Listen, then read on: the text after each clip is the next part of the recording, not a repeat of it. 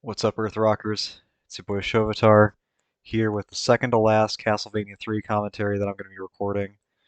Last one, I'm not going to say what it is, it's going to be something different. This is another 1cc, another hard mode 1cc, and as usual, I'm going to go over the quick explanation of why I have 10 lives. I have 10 lives because the only way to start second quest with a companion is to enter a code that gives you 10 lives. And I want to just get right to second quest with a companion instead of having to go all the way through a normal run. Every time I screw up, I think that's a reasonable desire, don't you? This is another Alucard run.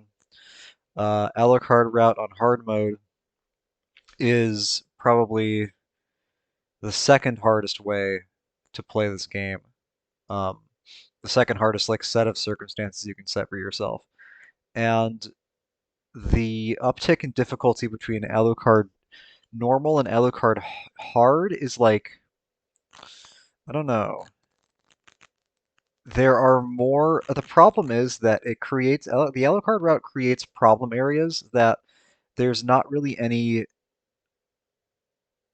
equivalency for in the Cipher route. Um, the the big problem is that the Alucard route on hard mode gives you another area with the RNG skulls that you're going to see coming up here in a minute, which are the most dangerous enemy in the game because their patterns are random.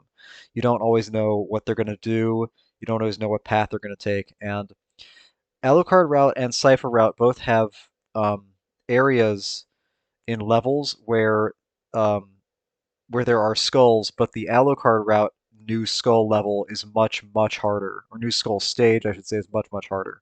On the Cipher route, it's 4A. There are a couple of skulls in an otherwise pretty simple room with some headless knights, headless swordsmen. It's not really that difficult to deal with. But then on the Alucard route, 7-6 on Alucard 7, which is normally a Medusa head gauntlet over some floors that flip out from underneath you if you land on them, meaning if they hit you and you get knocked back, you land through the floor and you die. The Medusa heads are replaced with skulls. This area here is actually one of the rare examples of Alucard's usefulness in combat. The reason I'm using Alucard in combat here is because um, zombies and bats are two of the very few enemies in the game that Alucard can actually one-shot. So even though I'm not usually going to be using Alucard for combat, that's one of the very few places in the game where he's useful in that regard is in level one.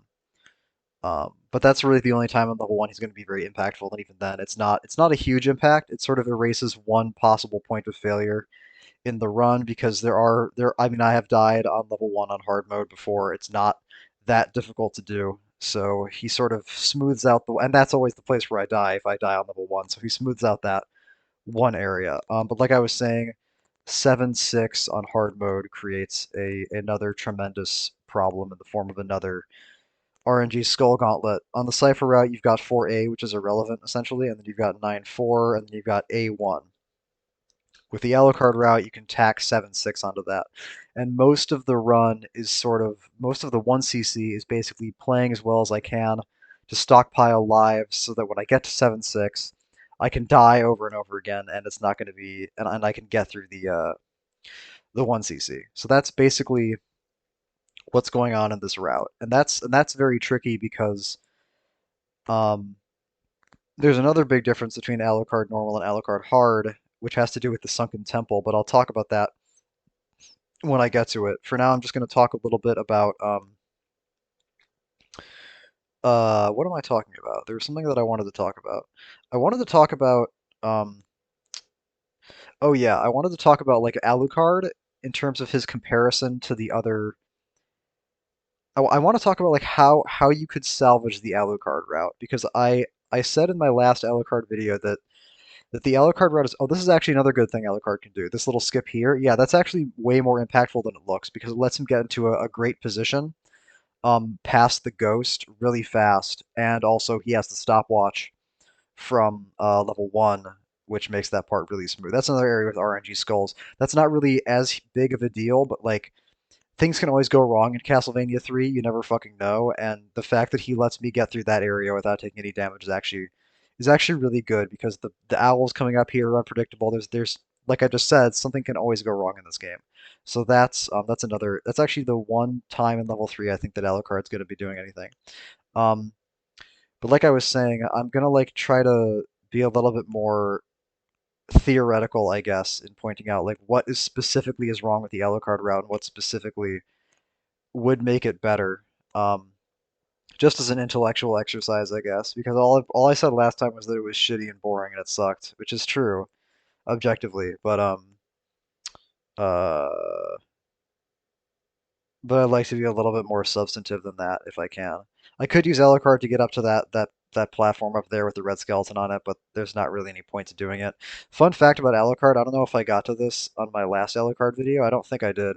Is that you might think, wouldn't it be easier to have Alucard go up those stairs because he has fireballs that shoot at an upward angle to hit the skeleton? Two problems with that. Problem number one, not really a problem, is that Alucard's fireball. It takes two of Alucard's fireballs to kill a skeleton. Alucard's fireballs are the weakest attack in the entire game. Problem number two, Alucard can't attack on stairs. He just can't do it. So that's a no go. And the fact that Alucard can't attack on stairs is especially annoying because his fireballs seem specifically designed to hit flying enemies, which in this game tend to come at you on stairs, like in 9-2 and in other miscellaneous areas throughout the game. But nope, he can't do it. He can activate the stopwatch on stairs, but he can't attack on stairs, and I don't know why that is. That seems like a mistake. Um,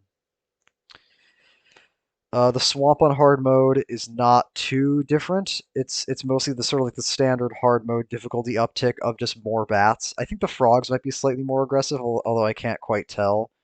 Frogs, toads. It's mud. It's not water. I don't know. I guess no. They've got webbed feet. They're frogs. They're frogs. Sorry, I had to work something out. Yeah, more bats. More bats in level 4. I think there's more bats in there's definitely more bats in other parts of the Alucard route, but again, I'll get to that when I get to it. And level 4 is not really a level. It's a level that could use an uptick in difficulty because it's basically too easy, I think, on the regular Alucard route. And I could be using Alucard here actually to kill bats more easily since bats are the biggest threat. But the reason that I'm not doing that is because I want to just farm these slime men in the swamp with the cross, because the cross can like barely hit them if I throw it right on top of one of those platforms, and I just want to destroy everything in front of me all at the same time. And I don't know if those slime monsters would die in one Alucard fireball, but I suspect not, because every time I think something might die in one Alucard fireball, they never do. Because he's essentially underpowered.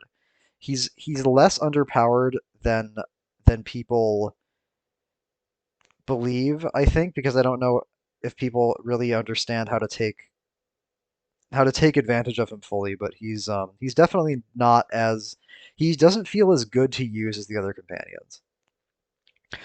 Turning into a bat and flying around is not really as exciting as like climbing on walls or like shooting lightning. Speaking of bats, here's level 4 boss. It's gonna be faster than my normal kill. Let's find out. Uh, no, slower. Oh well. Still super fast. That's fine. Do I get the action shot? I get the action shot. That's what I call it when I land on the orb with the whip fully extended. I call it the action shot. And I think I get almost all of them in this run. So that alone makes this probably one of the best runs I've ever recorded. The fact that I do this dumb arbitrary thing at the end of every level. A timing challenge that I randomly get. So okay, level 5, Alucard 5 is where the route starts getting shitty. Alucard 4 is fine. It's sort of like a little bit too easy, but it's fun. It's got a great soundtrack. I love the music in level 4. I love the fact that there's frogs jumping out everywhere.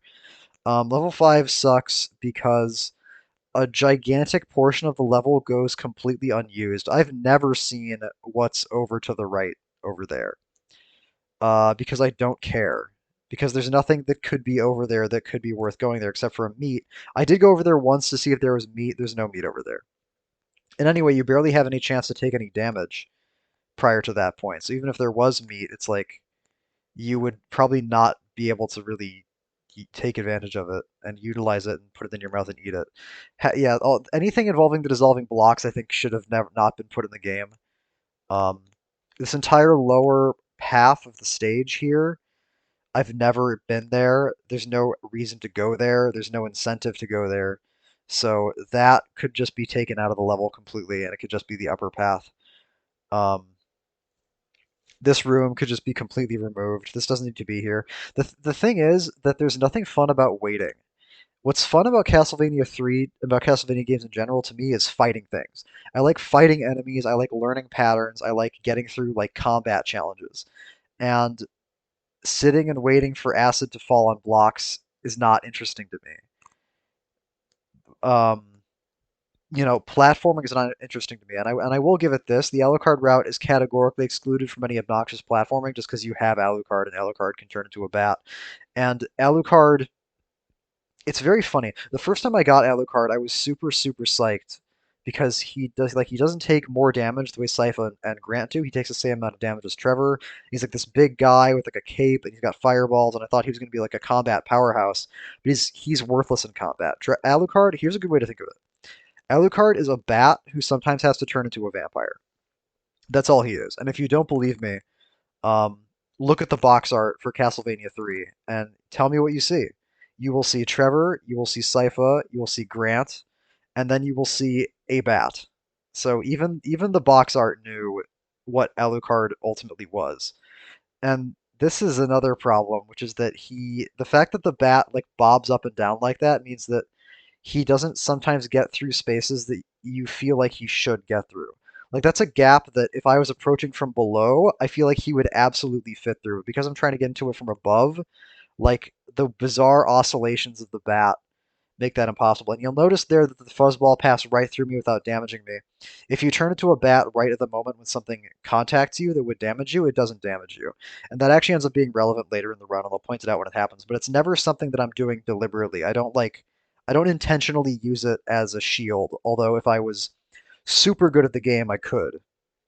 Usually, if it happens, it's incidental, or not usually. All the time, if it happens, it's incidental. And here we have another time paradox. I have Alucard in my party, but I'm fighting Alucard. This boss fight is also not very well. I don't know. It's not very interesting to me because I mean okay. Part of it is because I'm cheesing it, but the correct solution for defeating a boss should be more interesting than this, and this is just the correct solution. I don't think it's a matter of like cheesing or not cheesing. It's just this is what's smart to do. And a well-designed boss will have the best strategy also be an engaging and difficult strategy. And this one is kind of not really. Those two platforms at the top of the stage are totally useless, and I don't know why they're there. I don't know what those two platforms could possibly accomplish. Maybe they're for Grant if you bring Grant on the Alucard route, but if you bring Grant on the Alucard route, you've got you've got bigger problems than a boring boss fight. Another terrible thing about the Alucard route, which is going to come up here shortly. What happened? Oh, okay. That's funny. I like transformed and hit the torch, and it did the same like effect as if I had gotten like a whip upgrade. So I was really confused. Yeah, this is another terrible thing about the Alucard route. Those enemies there, those like lightning mummies that shoot the wrappings, they infinitely respawn. So you can't go where they are. You have to just get out of wherever they are, and that's not fun in my opinion. To like running away from enemies, especially enemies that you can kill, that makes you like feel like you can kill them because when I first saw them, it's like you keep killing them and they keep coming, and you feel like, am I doing something wrong? Because there's something down there. There's actually a breakable block down those stairs back in the first part of level 5 behind those mummies with like a 5 heart drop in it. But it's pointless because the mummies are there and you can't kill them. So I think that's bad design. Here's the Alucard split route split. It's the route split within the Alucard route. The north path there takes you to another cave level that I'm not going to show you because it's boring and it's too short. It takes you to the second half of level 5, then to another cave level. Boring, too short, not interested. Lower level takes you what I call the Sunken Temple, which is much more interesting. It's like an actual finished, complete level, and it's not a fucking cave level like the rest of the game. And it's also um, it's not the hardest level in the game, although I think the game thinks that it is, and it feels like it should be the hardest level in the game because the Alucard route is the hard route, and the Sunken Temple is the hard map in the hard route.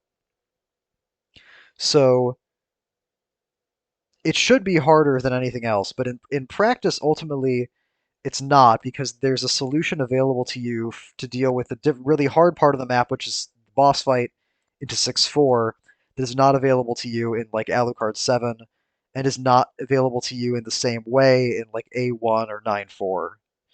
Um, well, 9-4 is only really difficult if you take out Grant or if you take Grant or Alucard out of the equation. So I'll just say A1 for now.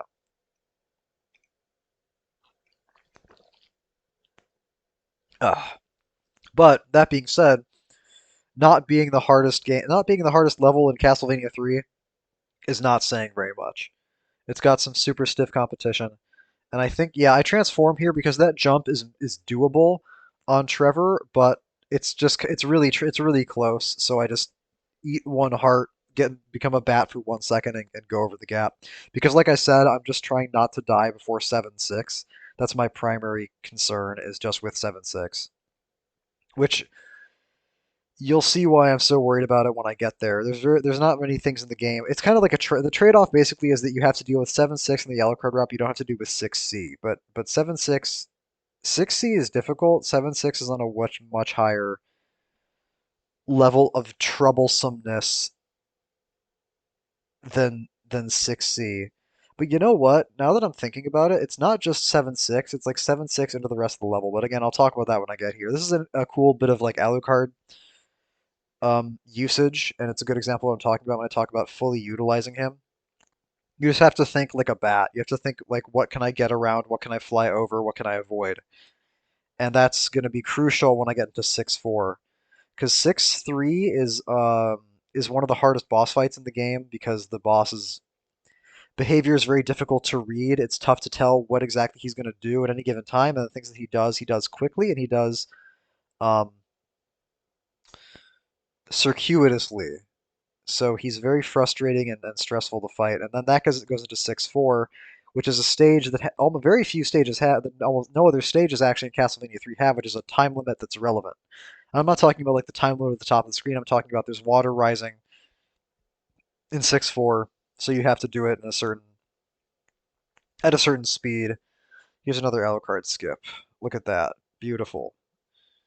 That's like I'm just I'm happy to find a use for Alucard in any context because I hated Alucard for a long time. But then when I actually buckled down to try to do the Alucard route, 1cc and the Deathless run on normal, I kind of had to figure him out in more depth, and I discovered a few uses for him that have made me think much more charitably about Mr. Dracula son than I did before. I don't know how useful he is, and I feel kind of bad for not showing you for not like having the Alucard route caves in here, but I don't obviously feel bad enough to do anything about it. So that's just a pointless comment. That's just a meaningless and empty statement. Yeah, I really don't want to take damage here because like jumping in front of the Bone Dragon's fireballs there is sort of risky because there's no meat between here and the end of 6-4. As far as I remember, there might be meat tucked away somewhere in 6-4, but I really don't think so. And like I said, anyway, 6-4 is on a time limit, so and the time limit on hard mode in 6-4 is much tighter than or tighter at least than the time limit on normal. So you don't have as much time to like fuck around and look for meat in 6-4 on hard as you than you, as much time as you would on normal. That sentence was completely butchered, but that's okay. I apologize, but I'm not really that sorry about it. I'm gonna be honest with you. And I'm farming hearts here. This is what I was talking about. Talk about tools available to you. The thing about 6-4 that makes it doable is that you have access to a stopwatch, you have access to Alucard, you have access to heart farming, which means that you have all the tools you need to just avoid every hazard in the stage. And that's kind of the difference between 6-4 and 7-6 is that 6-4 you have resources easily attainable resources available to you that are not anywhere in level 7. And by that I mean like a good heart farming spot basically. Heart farming and stopwatch spamming. And you might call it, might call it dishonorable. You might call it cheesing, you might call it not playing as the developers intended, but buddy, you play this fucking game and you will take every advantage you can get, no matter how anti-gameplay it seems. This is another niche use of Alucard's combat capabilities, where he's actually uniquely suited for fighting this boss, because even though he doesn't do as much damage as Trevor would do with the cross, which is like the other like accepted way of doing this boss, the other standard way to do it, the fact that he can turn into a bat means that he always has an out if the boss comes at you in an unfamiliar position. You can just turn into a bat and get the fuck out of there. And you see right there again, I didn't take damage from the head because of turn into a bat. Keep that in mind. But yeah, so that's another thing Alucard is good for. Alucard's good for killing that boss, and he's good for getting through 6-4. So this is exactly what I mean when I talk about the full utilization of Alucard's potential. Just doing everything you can with him that you can with him. This part takes fucking forever. Okay, now here we go. You aren't going to hear it here on the commentated version, but this stage actually plays the same music that plays in level A. It's the loop that goes over and over again. And this is so many more fucking bats than there are in normal. That's like 2 or 3 more bats than spawn on this stage on normal mode. And look at how high the water is already. The water is climbing up so fast. Do you see how fast that is? I have to kill the boss. I have to get to the boss and kill it before it gets like above any like the highest of those like that the lowest platform in this boss arena. I have to kill this boss so fast, and I have to get here so fast, and I only have 17 hearts left. That's why I heart farmed, because you need to get here fast, and you need the stopwatch. I actually didn't really use the stopwatch there, but if you don't use the stopwatch, you need to get into bat form. And that's another cool bit of utility that Alucard has. If I hadn't turned it to Alucard there, I absolutely would have died on Trevor. And you'll notice that that was like a super smooth level 6. Like nothing went that wrong there. But I still ended the level on 1 HP. And keep in mind, I turned into a bat to avoid damage on the 6-3 boss, on like the first phase of the boss fight. So if I hadn't done that, I actually would have died right there, right before the boss died. And I would have been fucking livid because that was so smooth. And that's an area of the 1cc where I really can't die. Because if I died there, it would respawn me at the start of 6-4 with no fucking hearts and no fucking stopwatch. And no cross to fight the boss with. So I would be totally, totally fucked, basically. That's like a reset, basically. If level 6 doesn't go exactly the way I want it, that's a reset. 100%. And now I'm doing the level 7 dance as I wait for the acid blocks to dissolve. Yeah, this room needs to be just needed to completely not be here. This was not really as interesting as the devs thought it was. Maybe it's like, I don't know, the wonders of new technology. Look at how we can affect the level environment. Great. It's boring as fuck. Sorry, gentlemen. That's just the truth. But now we are here in level 7. You're here in Alucard 7, the worst level in the whole game, because it's full of boring spots like that, and because it's really, really hard. It's. See, the reason that I have trouble appraising whether or not it's as hard as level 9 or level A is that I have so much more practice in level 9 or level A. Because 9 and A, I see those levels every single time I play through this game. Alucard 7, I just don't have as much experience with it, so I don't know if the fact that I have more trouble with it is a result of inexperience or just a result of the way the level is designed.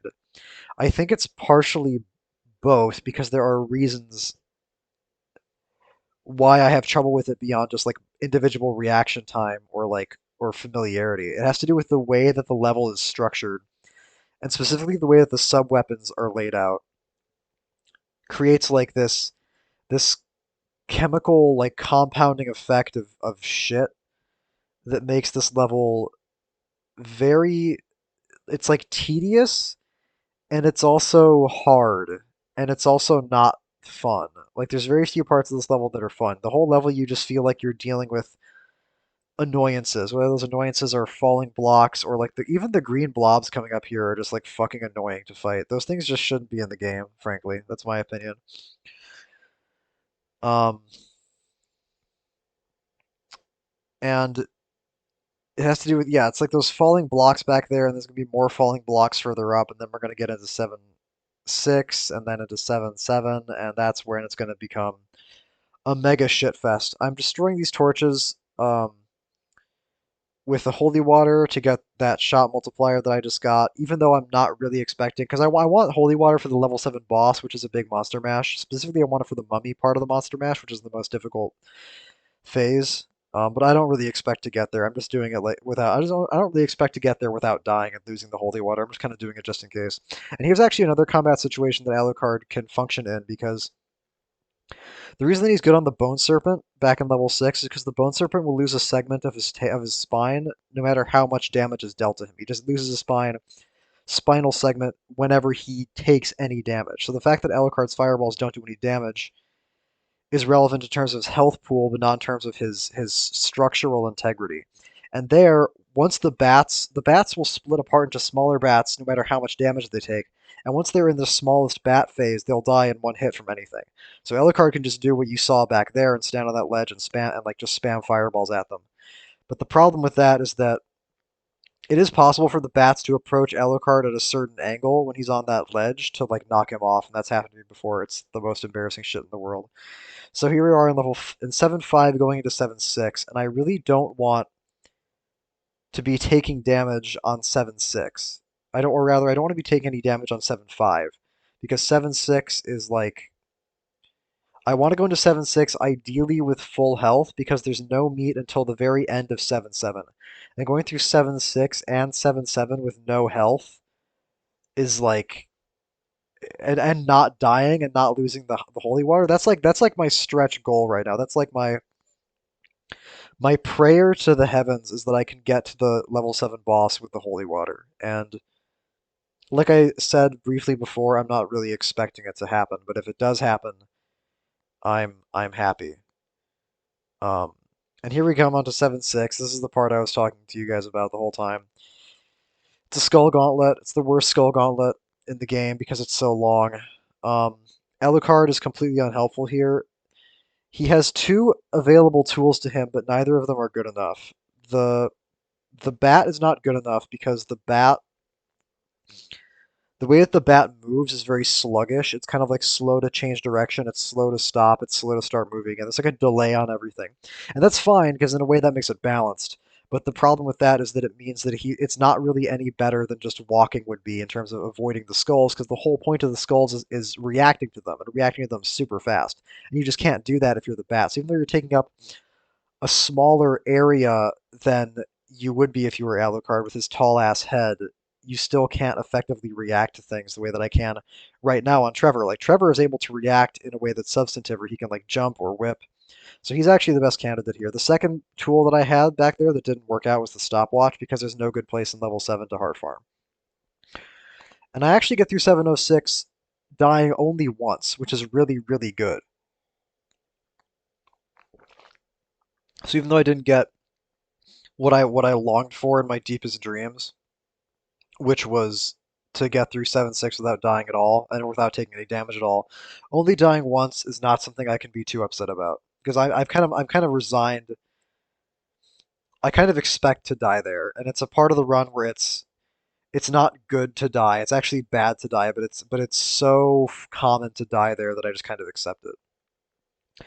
It's so hard to get to the level 7 boss with a good sub weapon that I don't really expect it to happen. Um, Yeah, but yeah, there's if there was a good place to heart farm prior to 7-6, I could just use the stopwatch on Alucard to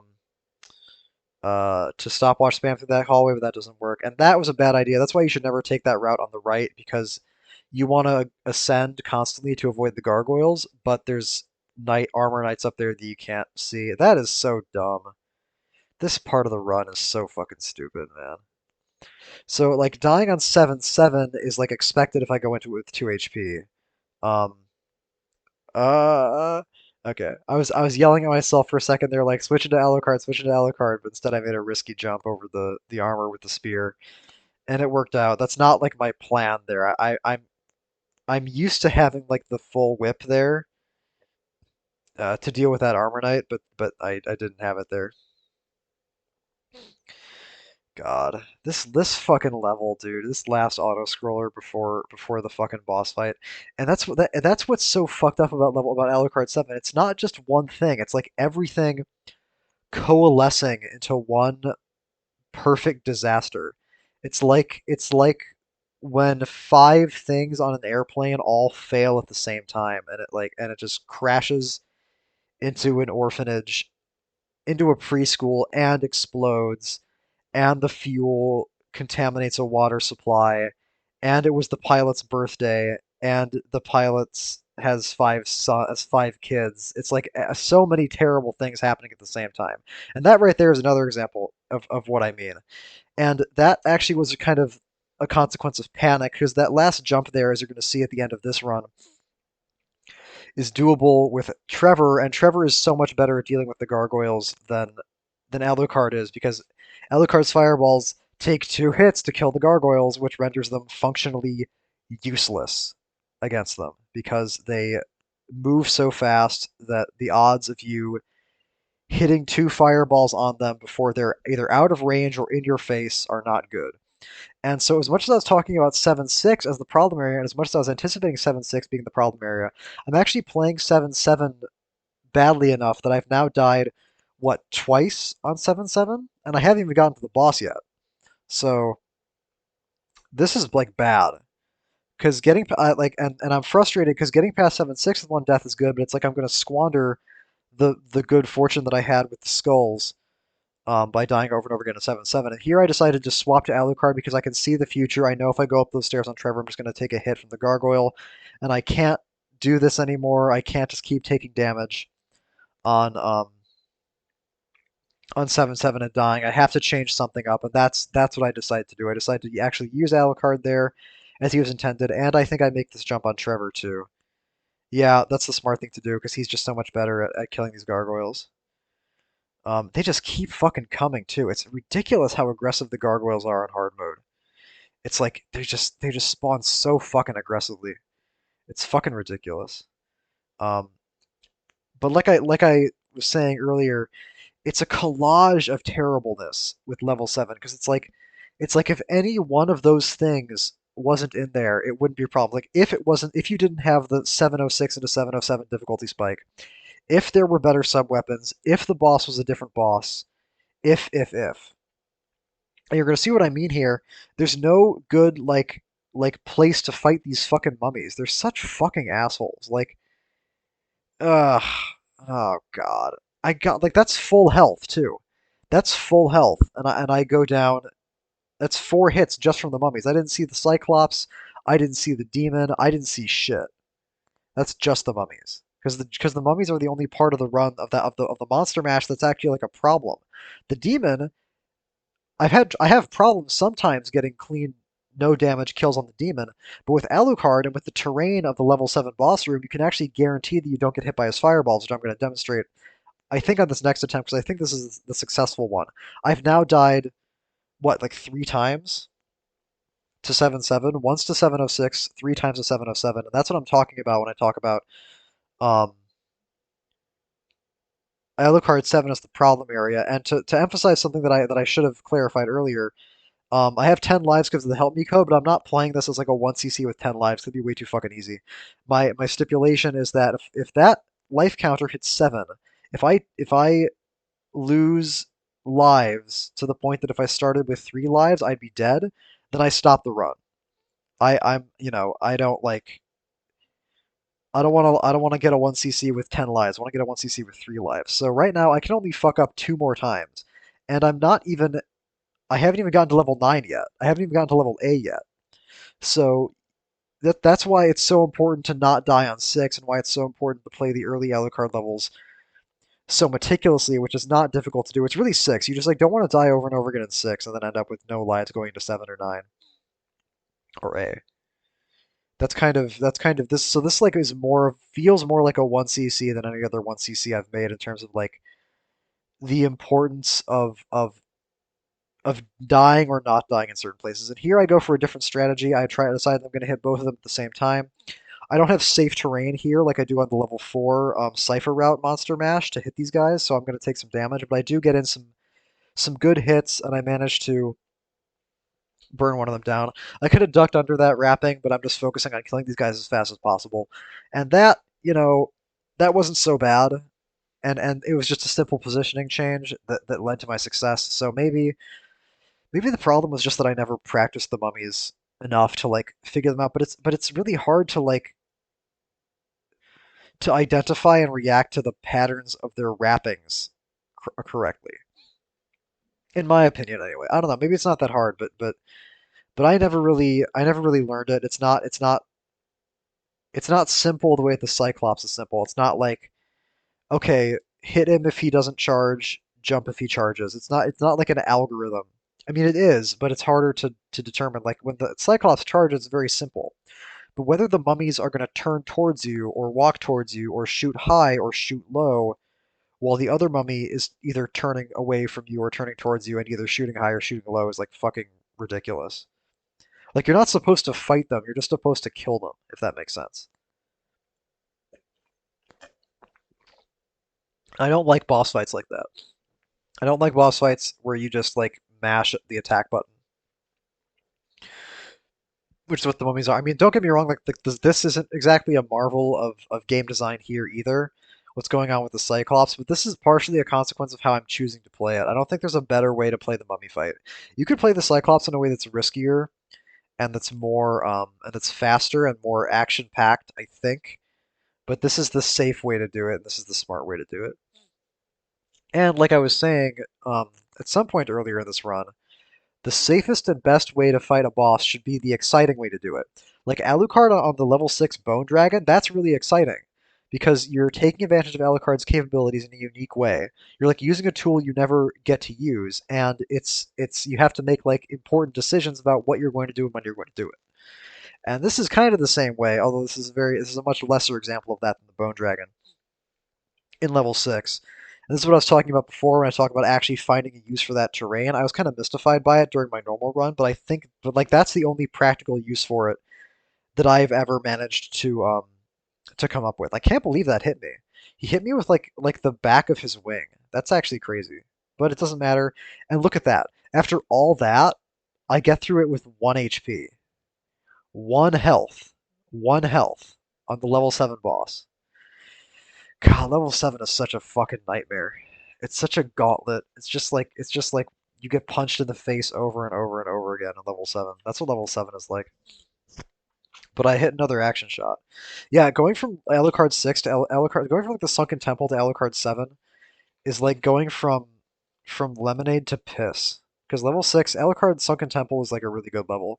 And speaking of Alucard, I think this is another time where I use Alucard when I didn't before to get past this part. I think I do in a second here. I think I get impatient. Yeah. Yeah, this is the smart thing to do because it's just, I mean, okay, it doesn't matter because level 8 is kind of a non, it doesn't matter. Like level 8 is not hard. I'm not going to die on level 8. So if I take 1 damage getting through the zombies there, then it's not a huge problem. But I guess I'm just worried about what if I get stuck in the zombies and they like keep hitting me or the bats keep hitting me. And I have a tool that I can use to just get out of that situation. And I could have flown all the way up to that upper platform there that that armor knight is standing on and gone and killed the armor knight and gone right to the staircase. I didn't do that because I think I was worried about where the armor knight would be positioned, and because I wanted to get the 5 hearts over to the right there that the other armor knight was guarding, which in retrospect was an irrational impulse. The one bad habit that I never really managed to rid myself of, even at all the time that I spent playing this game, was hoarding too many hearts. Because I just was paranoid and I was thinking about like Alucard turning into a bat. I'm thinking about like I don't know, like the Grim Reaper fight, even though the Grim Reaper never takes more than, I don't know. Um he doesn't take that many holy water shots to kill, but I'm like I said, paranoid. And like I said, bad habit. Like I could also be using Alucard to get up into that little gap there as a bat, to bypass that red skeleton, although doesn't really matter. I could actually be using Alucard. You know what? Now that I'm watching this footage back, I'm seeing all these like places where I could be using Alucard. Because I could actually use Alucard to fly over these armor knights too, and just get right to the staircase leading up to the Grim Reaper fight. Because the staircase leading to the Grim Reaper fight is a kind of staircase that there's only a couple of them like this in Castlevania 3, where instead of like a staircase that you have to walk up to get to a new area, as soon as you step on the steps, everything else despawns and you just auto walk up to 8-3. So yeah, you see how everything disappeared there? That's because I'm not walking up the stairs. The stairs are just pushing me up themselves. So I could have just avoided everything and just hit the stairs on Alucard and then been fine. But I needed the holy water from that torch back there. So if I had somehow managed to get that, I don't know. But I'm just thinking about Alucard. The reason I'm standing still here is because something has occurred to me that I meant to check before the run, but that I'm only just now remembering to look up. I'm thinking about the stopwatch, and I'm thinking about the stopwatch for 9-4 because usually at this point in the run, going into level 9, I have a stopwatch from level 6. But there's no stop, but the stopwatch in level 6 that I had on Alucard, I got lost when I died over and over again on level 7. And I know there's a million torches up here between this part of the level and where the Grim Reaper fight is, and I think, oh shit, is there a stopwatch in that torch? And I think I'm looking it up on like game FAQs or something to see if there's a stopwatch in one of the torches up ahead. And I want to start the stopwatch for the skulls in 9-4 because now I'm two deaths away from the end of the run, and I want to be super cautious. So yeah, yeah, and I'm turning into Alucard to get the torches because the stopwatch is the only sub weapon that Alucard can pick up, and I really don't want Trevor to lose the holy water right now. And plus, if I feel like it, I can have Alucard fly over the spear guy coming up over here. Excuse me, but I don't think I do that, and that's good if I don't, because it's not. Oh, I just jump over him. All right, I'm feeling cocky. I guess I have reason to be. I mean, I can't remember the last time. Well, I can remember the last time I died on the Grim Reaper fight, but still, I'm risk averse, even if the risk is minuscule. I think this is a pretty fast Grim Reaper fight. Yeah, yeah. I started doing something there that I hadn't done before, which is incorporating more whip shots. I kind of have to here because I only have a double shot, not a triple shot. But hitting him with the whip like kills him faster. This almost. I think that was almost a no damage level 8, right? Because I don't think I took damage before then. Yeah, that was almost a no damage level 8. Uh, just an observation, not meaningful in any way. Hmm. So here we are in level 9. There's very few opportunities really for Alucard to shine in level 9. Well, actually, I take that back. There's the biggest benefit he gives you outside of the context of the Alucard route, which is skipping most of 9-4, which I cannot emphasize enough how important skipping half of 9-4 is. It's like um it's like the foundation of a building. It's like winning the lottery. It's like finding gold at the end of the rainbow. It's like the DNA double helix. It's like the mitochondria. It's like um it's like a lot of things. What I'm saying is that it's really good. The fact that he skips 9-4. Same reason Grant is really good in level 9, but actually Alucard's a little bit better because he does something else in 9-3. There's a one up in 9-3 that you can get with Grant too, but it's just easier to get it with Alucard just because of the way that it's positioned and the way that the enemies spawn in. And here I'm going to farm some hearts again because what good is a stopwatch without a bunch of farmed hearts to use it to cheese something? And I want a bunch of hearts to cheese, not 9-2, which is coming up here because I've learned that stopwatch spamming through 9-2, especially on hard mode, is not a good idea unless you have Grant.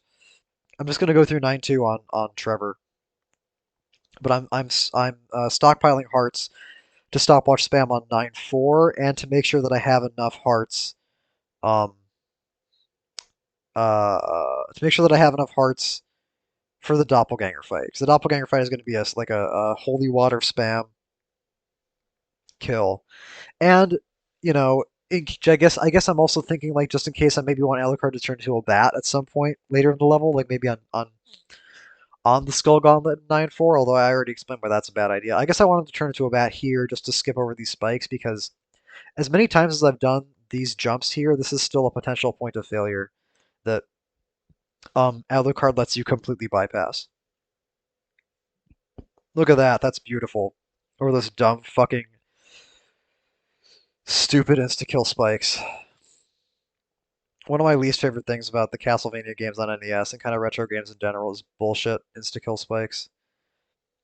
Yeah, going through 9-2 with only the whip on Trevor is really hard, but it's sort of the best option left available to me.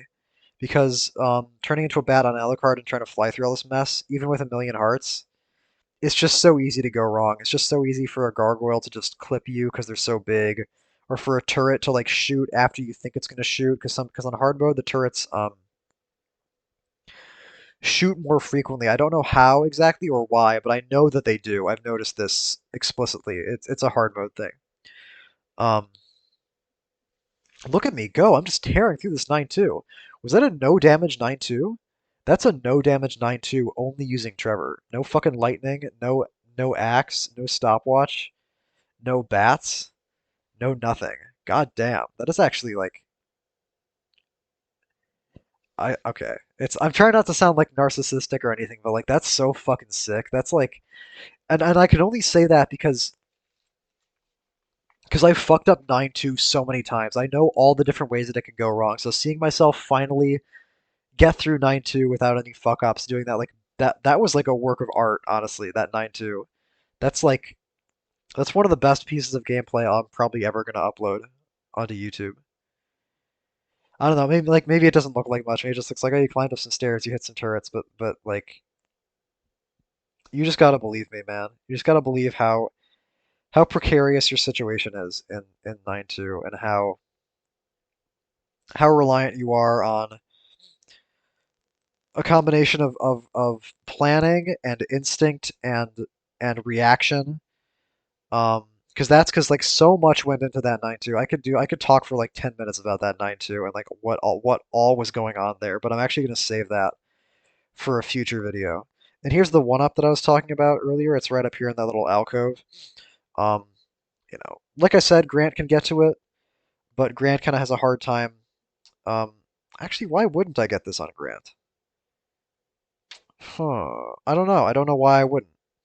Maybe I didn't know because I'm thinking back to my Grant 1cc, and my Grant 1cc was not like super perilous, but I think I was 2 deaths away from a failed run. So getting that one up there would have been nice. I don't know why I didn't get it in my Grant run. I think I guess I just must not have known about it or I must have forgotten because it took me a long time to learn things about this game that I didn't know. There are lots of things I just didn't know for the longest time. I'm sure there's things I still don't know. That's happened to me with a couple of these games where it's like I learned something really useful after I've already like fucking finished the game and finished all the runs for it. And here I actually do what I talk about doing in the normal run, which is using Alucard to bypass this, because I realize now that I have 31 hearts going into 9-4. I haven't taken any damage. Don't need to use a stopwatch here, which I think was the other thing I might kind of want to use a stopwatch for was to because there's meat in that room back there, but it's hard to get at because of the ghost and because of the bat. Stopwatch makes it much easier. Um, so I think that was probably another reason I was like farming hearts is like just in case any situation where I might want to stopwatch, like that one. And the reason I stopwatched there and stopwatch here is to control the birds because the birds are very difficult to control. That bird that I'd baited over to the right down there was in prime like fuck me up position. And and the fishman's there was like a combination of the fishman's positioning and the fishman was ready to shoot at me and the bird I didn't know what the bird was going to do, so I just used the stopwatch there uh to fix to make that all totally to make that like fixed to make that consistent. And this is a really smooth doppelganger fight, and that, ladies and gentlemen, that was a no damage level 9 on hard mode. That is the culmination of every minute of time I've spent putting into this game. That is like I don't even care about sounding like I have a giant ego anymore. I'm in absolute awe of myself. That was a 0 damage level 9. I didn't even think I had the capabilities to do that. But that's the thing about Alucard because Alucard was really useful. He just eliminated so many potential points of error, and I'm not just talking about 9-4. I'm talking about 9-3. I'm talking about 9-2. Um, he just made everything so much simpler. So it's like you suffer through Alucard 7, but it does ultimately pay off, and it's going to pay off again here. This is like the one mistake that I never stopped making the whole time I played this game was being in that little spot up there underneath like the spinning gear. That's a fucking death trap because you can't like move anywhere to get away from the skulls. You can't like do anything. And now I really don't want to lose. Um, I don't want to have to like worry about getting that stopwatch over there. I just don't want to die, so I switched to Alucard to use the stopwatch, and this is actually really interesting. Yeah, I just get spared by pure RNG. The skull happens to die right over me, and then like the screen catches up with me there. That's the best way to do this level, actually, is to stay as close to the top of the screen as possible. And Alucard is good at that, so I could have played that actually a lot better and probably taken less damage, but whatever. That's another thing about this game is that there's like always something you can do better. Whenever I watch back the footage of it, it's like I always notice like not just like bad RNG, but like actual mistakes. And I'm in great shape going into the Dracula fight. I can die 5 times before I lose the 1cc, so I don't even care about the fact that I'm going into A2 with 1 HP. Um, because the last favor that Alucard does for you is he gets you through what I have facetiously but also sort of sincerely referred to in the past as the real final boss of Castlevania 3, which is the bats before Dracula. Pendulum swinging back and forth, bats coming at you. Alucard renders it a non-issue, and this is so satisfying coming up here. I'm gonna brace myself. Fuck you. Yes, that's so fucking. I'm so happy about that. That's another thing that I really wanted. I really wanted to get to this room with the axe on Trevor and like let Alucard hold on to the stopwatch because that fucking skeleton with the bones up there throwing that shit down has just hit me so many fucking times while I'm trying to deal with this red fucking buddy. It's just like so frustrating, and just throwing that axe and just watching him fucking die just made me so happy there. This is a glorious fucking run. This run has like seven sucked, seven was terrible, and like a lot of that was my fault. But the last section of this run is like so fucking gratifying to watch. God damn. Ugh. I'm full of hatred. I'm full of anger. I'm full of vengeance. I want to get my revenge on this game, just like Alucard wants to get his revenge on Dracula. That's like what this is. The fucking no damage 9-4 killing that skeleton is just me saying, hey, fuck you, fuck everything you've ever put me through. And here's where it all culminates. Although Dracula hasn't put me through grief in a long time, but this is it's a symbol, it's a manifestation, it's a representation of all the evils that I mean to overcome here with his evil widow's peak and his wonderful jawline and his 15 faces. This is like weird. I don't really like this phase of the boss. I think it's like not interesting, and it's like I don't know. I've never really liked bosses that are designed like this. I know the Japanese like to have their final bosses be just like a giant mess of like faces stapled to something, but I've actually never really liked that aesthetic. I wonder if there's like a cultural origin of that. Hmm. I don't know. I kind of don't care, so I don't like want to find out. It's just sort of a thought that I had and that I voiced like compulsively. I actually am kind of curious to know if Alucard can like do any damage here, and if using Alucard to kill Dracula would be faster than Trevor. But I don't care quite enough to find out, even though that would enable me to play more risk to play in a way that's more risky. Because if Alucard got knocked off of one of these platforms, he could just turn into a bat and reorient himself. But I think I just didn't want to bother. Um, because this is just like what I'm used to. This is what I'm accustomed to. No sense in throwing away a perfectly good um, minimal death 1cc. That's the other thing with the Alucard route. Like the only reason I have 5 lives right now is because the Alucard route has a lot of one-ups, and like Alucard gives you access to some one-ups that you otherwise wouldn't get access to. So it does sort of try to compensate you for putting you through Alucard. That's like the what the one-up on 7.5 is right before 7.6 and 7.7. That's the game saying, hey, like sorry, I'm really sorry that you have to do these next 2 stages. They suck. We were having one of our Japanese salarymen drinking outings when we conceived Alucard 7, and we didn't have the heart to deviate from our artistic vision, so that's why it is the way that it is. So sorry, dear player. Although actually, I shouldn't be blaming the Japanese because this game is harder. The American version of this game specifically is harder. I don't know how much that. I don't know how relevant that is to levels to Alucard 7. I should just fucking play the Japanese version of this game, honestly. Like just to at least understand the differences. The European version is different too. The European version is like harder than the Japanese version, but not as hard as the American version. Um, so that's a little geopolitical Castlevania 3 lesson for you. And I nail another action shot. I am just like I was in the fucking zone in this run. I was like after I got through Alucard 7, I was like aligned. I was attuned. I was on Kaioken times 10 or whatever. I like the way Alucard's cape flutters in the wind as the castle collapses. Alucard has like a red outline around his hair. Well, that's pretty weird, isn't it? I think so. So there it is. Alucard hard mode, not really as bad as I was expecting it to be. I was expecting. I don't really remember what mostly killed me when I was collecting this footage. I think I probably lost most of my runs to 7-6 or 7-7 or 6-4. Um, or maybe A1. I mean, A1 is always kind of like the thing that always kills you. Um, Alucard feels guilty because he killed his real. Well, technically, Trevor was the one throwing axes at him. Alucard didn't really do anything. Ha ha ha. I don't get, like, I don't really understand. I mean, I guess I'm thinking about Alucard as he appears in later games, and he looks like a completely different character. But I guess Dracula also looks like a completely different character. I just started playing Rondo of Blood, and like the way that Dracula appears in Rondo of Blood is sort of like between NES era Dracula and like Symphony of the Night Dracula, or whenever he first starts looking like that, because he doesn't look like that in Super Castlevania 4. Anyway, um, there it is, Alucard 7. This is my second to last commentary.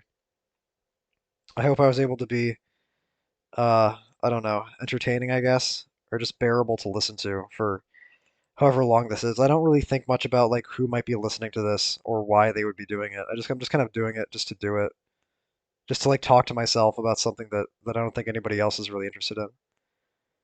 But hey, then but if that's the reason I'm doing it, then it doesn't matter if anybody sees it or not. You know what I mean? Like it doesn't matter if anybody gets anything out of it, but I hope that you do anyway, because that's just the kind of person I am. That's just how nice I am. I've heard that Konami wasn't allowed to use real names in the credits of their games for a long time, which is why like in Castlevania 4 you see like people with nonsense names. That's pretty fucked up, honestly. That's pretty fucked up. Especially with games that are this good. I don't know, maybe it's like a privacy, safety, security thing. Anyway, that's it. Thank you very much for playing. Alucard is confirmed to be the son of Dracula. We saw the proof ourselves. You all have a great day, have a great night, have a great evening, have a great afternoon. Good night and farewell.